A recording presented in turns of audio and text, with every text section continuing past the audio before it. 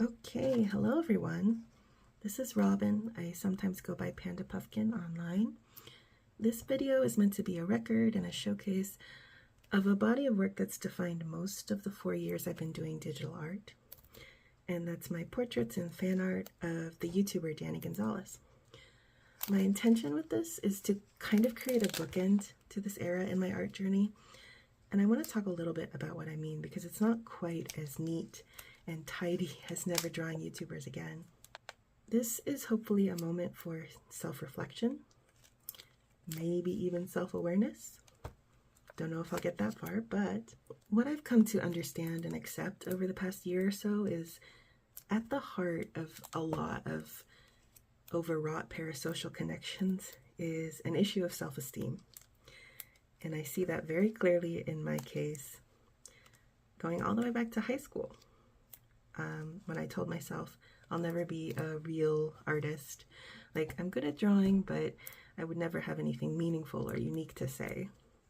And of course, behind that was the thought that I'm not meaningful. I'm not unique. And so the best that I can do is use my skill to reflect the light of someone else, someone who was worthy of celebrating, because in my own mind, I did not have any of my own light to give.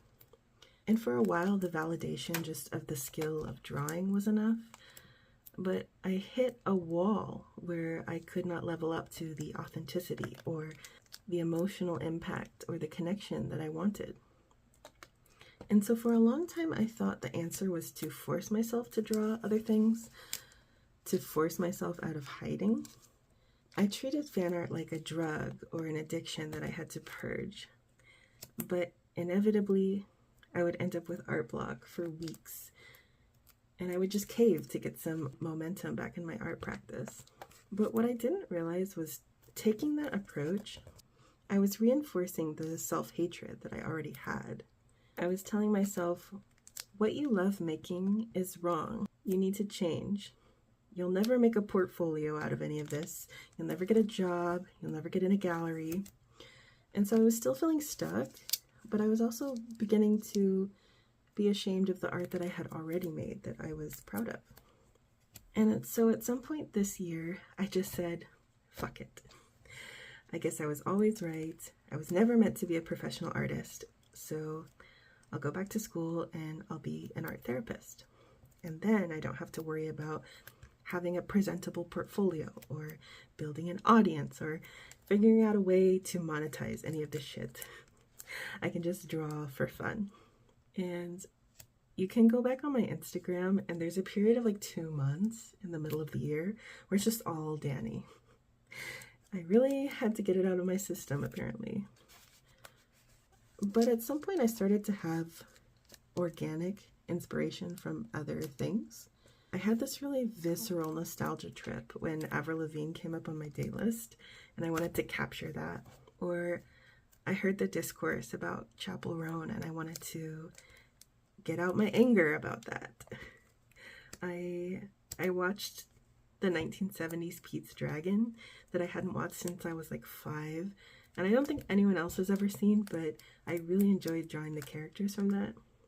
And with all these drawings that had organic inspiration, I somehow felt completely resistant to the amount of likes that I was getting or the critique that my family and friends would give me.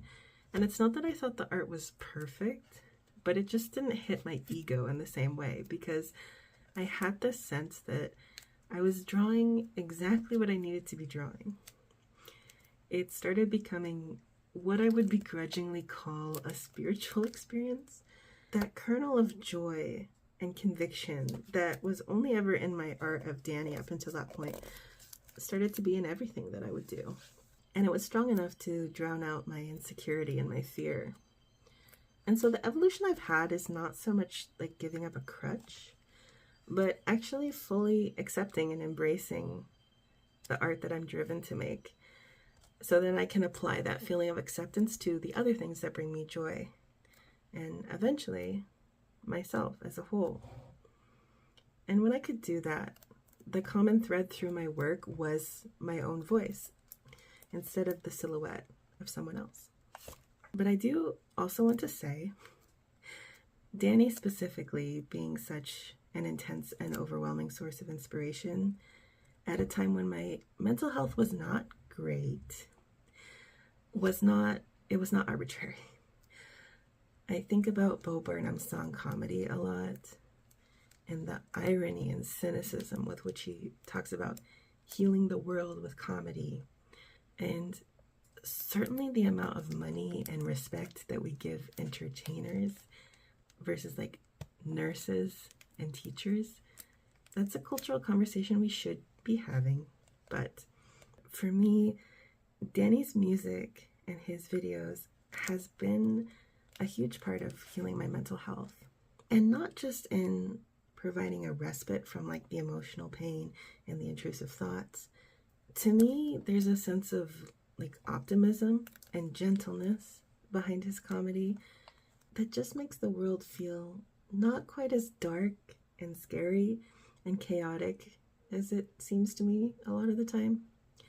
Like, I love Bo Burnham, but he does not really help my sense of existential dread at all. Whereas Danny, in one of his videos where he was talking about redecorating his office, he floated the idea of bringing in like a grandpa armchair because he wanted his videos to be cozy.